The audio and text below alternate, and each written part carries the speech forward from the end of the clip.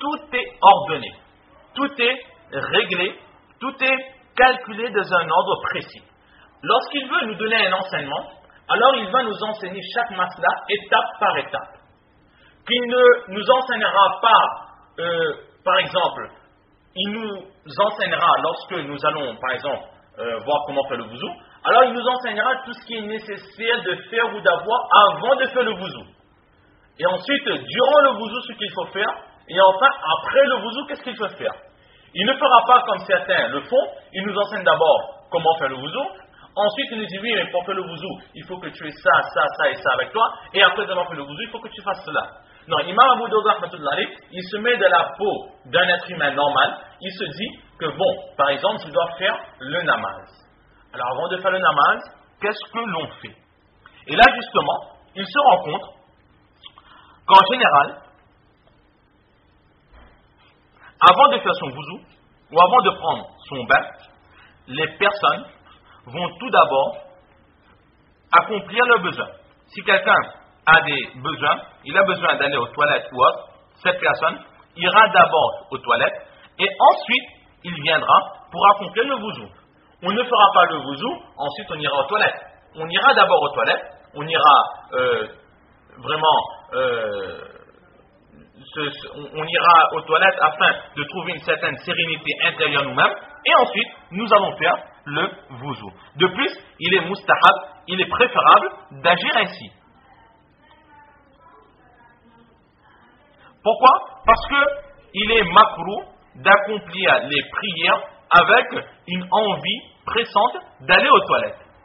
Donc, Imam Abu Dawud rahmatullahi, il respecte un ordre précis. Il dit, étant donné que avant de faire le wuzu pour faire le namaz, il est mustahab, il est préférable d'aller accomplir ses besoins. C'est pour ça que tout d'abord, il va nous enseigner comment accomplir ses besoins.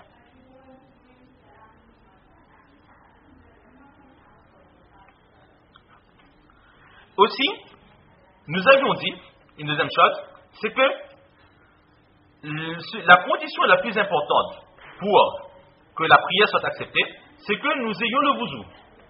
Mais avant de ressentir le besoin de faire le wuzu, il faut d'abord que l'on n'ait pas le wuzu. Il faut d'abord que notre wuzu soit cassé. Il faut que la personne ait ce besoin d'accomplir le wuzu. Et le plus souvent, comment est-ce qu'une personne annule son wuzu? Comment est-ce qu'une personne casse ses ablutions? C'est tout simplement en allant aux toilettes.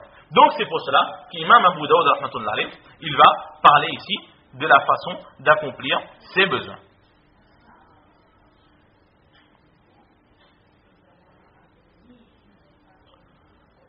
Donc, dans ce chapitre, Imam Abu Dawud rahmatullahi, il va nous enseigner les respects qu'il faut avoir pour aller aux toilettes. Il faut savoir que dans notre livre, il y aura de cette façon plus ou moins 25 chapitres traitant les respects à avoir pour accomplir ses besoins. Alors que d'autres auteurs ont compté, par exemple, Ibn al-Arabi, rahmatullahi, il a un livre appelé Anizatul Ahwazi, il a lui mis en place 30 chapitres. Donc nous voyons juste, en regardant le nombre de chapitres traitant simplement sur la façon d'aller aux toilettes, nous voyons que la religion de l'islam, à quel point Allah subhanahu wa ta'ala l'a rendue complète. Al-yawma akmaltu lakum dinakum. Aujourd'hui, j'ai parfait pour vous votre religion. Ici, dans ce ayah aussi, et à la lumière de ces hadiths, nous voyons que l'islam, ce n'est pas simplement la religion de l'adoration. L'islam, c'est une religion complète. La religion de la pureté, la religion de la paix, la religion de l'amour, la religion parfaite, celle qui nous met nous-mêmes en tranquillité avec nous-mêmes, en paix avec nous-mêmes et en paix avec les autres. Une fois, les Juifs ont commencé à ennuyer Hazrat Salman Farsi radiallahu ta'ala en lui disant: oh Salman, vous les musulmans, comment est-ce que vous êtes stupides? Vous êtes stupides à tel point que vous êtes obligés d'aller voir votre prophète pour apprendre comment aller aux toilettes? Ça aussi, il faut que ce soit le prophète qui vous enseigne quelque chose de naturel. Un bébé à sa naissance, il est capable de faire ses besoins. Et vous, vous êtes à tel point faible d'intelligence que vous avez besoin d'aller vous renseigner pour savoir comment accomplir ses besoins. Et là, Hazrat Salman Farsi, rahmatullah alayh, c'est avec beaucoup, radiallahu ta'ala an, c'est avec beaucoup de fierté qu'il dira, oui, notre prophète, il nous apprend tout, même la façon d'aller accomplir ses besoins. Donc là, nous voyons que l'islam, c'est vraiment la religion complète. Aussi, Imam Abu Daoud, rahmatullah alayh, il va débuter son chapitre par, le premier chapitre, c'est quoi? C'est d'abord s'isoler lorsqu'on doit accomplir ses besoins. Pourquoi? Parce qu'il faut savoir qu'à l'époque de l'ignorance, avant l'arrivée de l'islam, la coutume était que les personnes qui avaient besoin d'accomplir leurs besoins n'avaient aucune honte en eux et accomplissaient leurs besoins à la vue des autres, sur la place publique, sans aucun obstacle entre eux et les autres, autrui, sans aucun voile, sans se mettre à l'écart ou autre, mais c'était d'un naturel qu'ils accomplissaient leurs besoins devant les autres personnes. Et l'islam a interdit cela. L'islam a donné l'ordre de s'éloigner des autres avant d'accomplir leurs besoins.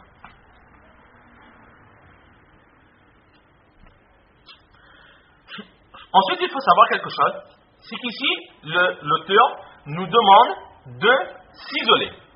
Comment s'isoler? Se retrouver seul. Comment se retrouver seul? Ici, dans At-Takhalif, que nous allons voir aussi dans les hadiths, l'imam Abu Daoud rahmatullah alayh nous enseigne de nous éloigner des autres.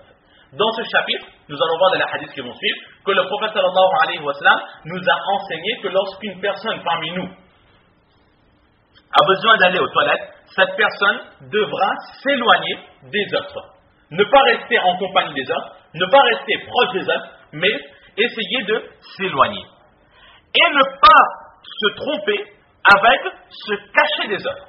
Car un peu plus loin, dans ce même chapitre, dans ce même livre, nous allons voir un chapitre qui parle de se cacher des autres. Lorsque nous devons aller aux toilettes, nous devons nous cacher des autres, que les autres ne peuvent nous voir. Donc, à ce sujet, il y a deux maslas bien distincts. Il y a un, c'est s'éloigner des autres, et une fois éloigné, faire en sorte que les autres ne peuvent nous voir.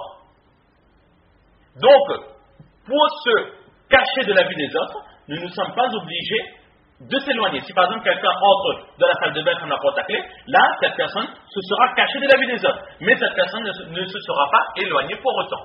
Donc il y a bien deux maslas distincts. Ici, le premier maslas, c'est quoi?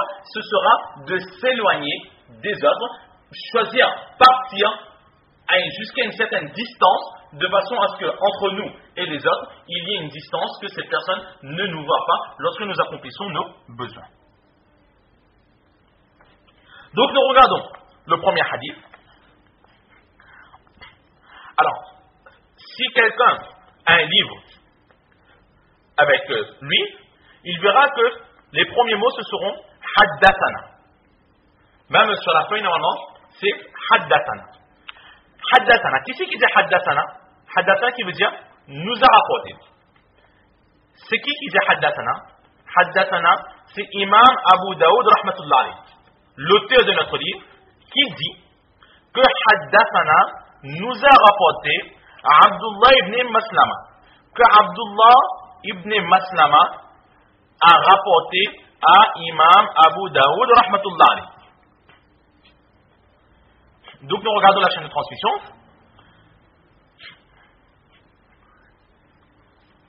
Alors tout d'abord nous allons lire une fois en arabe le hadith en entier. Oui, donc avant de le lire en arabe, nous voyons que la personne qui dit haddathana, c'est Imam Abu Daoud rahmatullah alayh. Et si nous disons directement haddathana Abdullah, la personne qui rapporte ces paroles, c'est Imam Abu Daoud rahmatullah alayh. Mais maintenant, si nous, lorsque nous allons lire ce livre, nous disons à quelqu'un d'autre, haddathana Abdullah, la personne qui sera en face de nous, qu'est-ce qu'elle comprendra? Elle croira qu'Abdullah ibn Maslama nous a rapporté à nous-mêmes.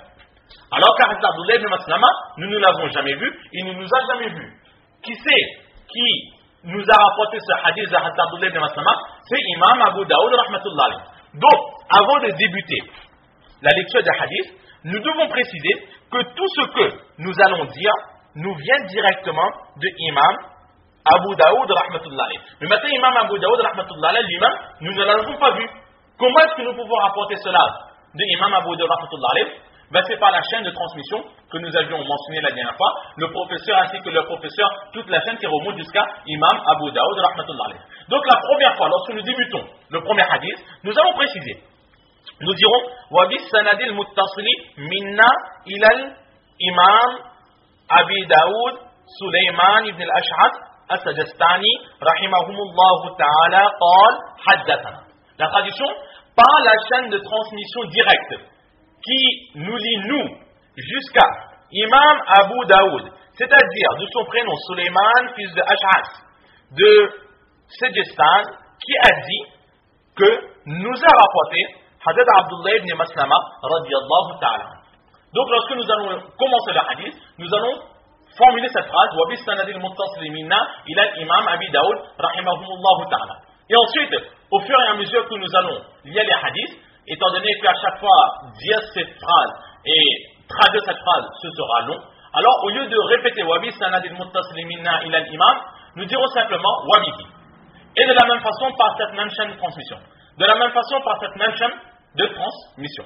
Ça, c'est la façon de lire un hadith lorsque nous apprenons un livre de hadith. Donc, avant de continuer, nous allons lire ce hadith en arabe, ensuite le traduire et l'expliquer, Inch'Allah.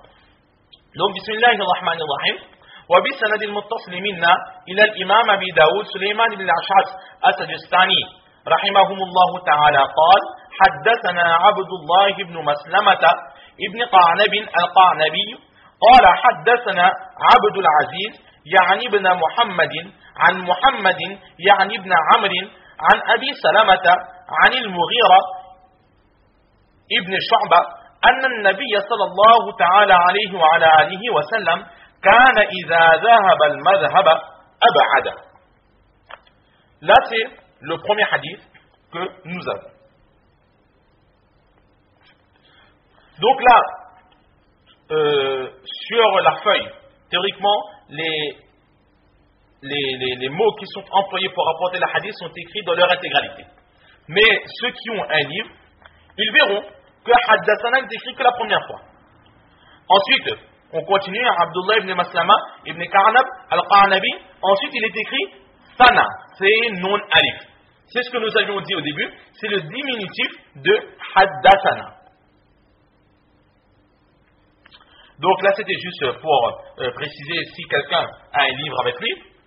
Et aussi les différentes formulations pour propager un hadith. Nous l'avions déjà vu dans les premiers préfaces, que de temps en temps, on emploie haddathana, parfois akhbarana, haddathani, akhbarani, ambana.